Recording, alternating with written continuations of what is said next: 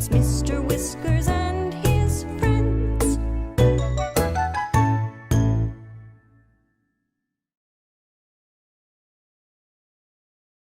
Hello there, everyone. I'm so happy you could join us. Mr. Koala and I were just talking about going shopping, which reminded me of a fun story by Gail called Grandpa's Gift. A story about a shopping trip with Great-Grandpa Bill that turns into quite the hullabaloo. And without further ado, sit back and relax. Rest your head, your nose and your toes. Open your eyes and open your ears.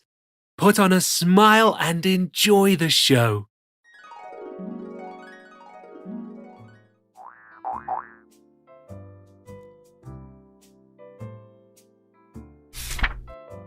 Girls, settle down now. It's time to go, said Grandma Warner as she reached for her car keys.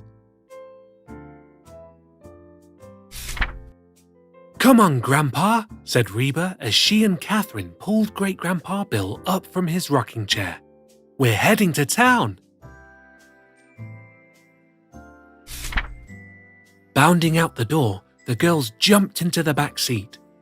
They chatted happily as Grandpa's car rumbled down the country lane toward town and their shopping adventure.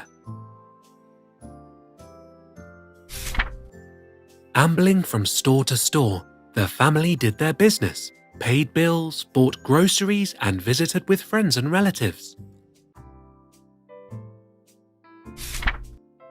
At some point, they always wound up at Mary's variety store.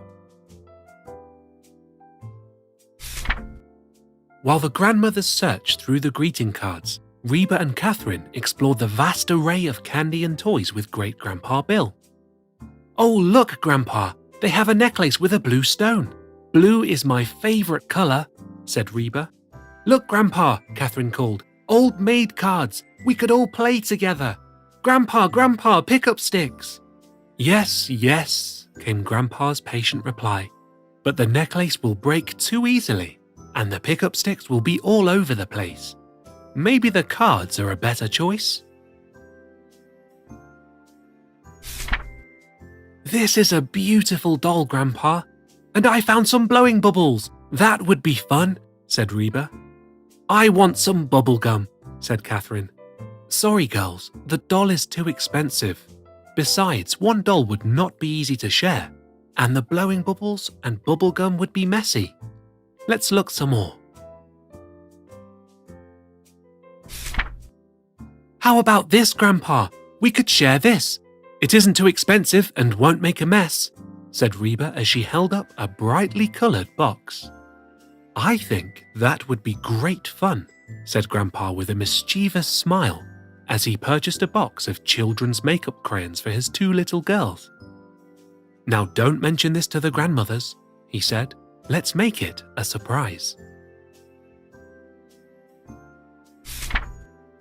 Once home, Grandpa slipped the gift to the girls and they went outside to play. Open the box, Catherine said. Oh, wow! Look at the colours, Reba said. Let me see, called Catherine. I'll do your face, then you can do mine, okay? Said Reba. No, I want to do your face first, said Catherine. I've seen Mum do this. Hold still. Look down and I'll put on blue eyeshadow. The black one is for your eyebrows and the pink one is for your cheeks. The red one is for your lips. You look great. Okay, your turn to do me. Catherine closed her eyes and pooched her lips as Reba painted her sister's face. I'm Miss America, said Catherine. I'm a movie star, said Reba as they paraded around the backyard. Then came the familiar call from Great-Grandma Ola. Reba and Catherine, come back to the house. Coming, Grandma, said the painted girls as they came waltzing in.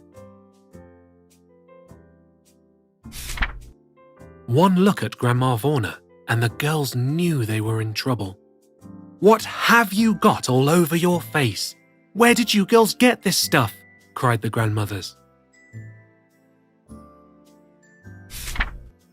Sheepishly, Reba and Catherine pointed to Grandpa Bill. Giving the girls a playful wink, he sat listening to the grandmothers scolding him for his choice.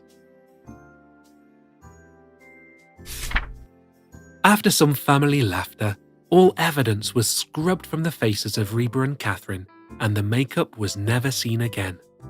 But the memory of a great-grandfather enjoying a bit of mischief still warms their hearts.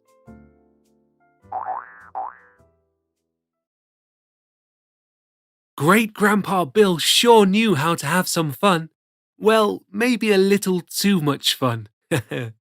Until next time, my young story-timers, this is Mr. Whiskers saying meow and good night.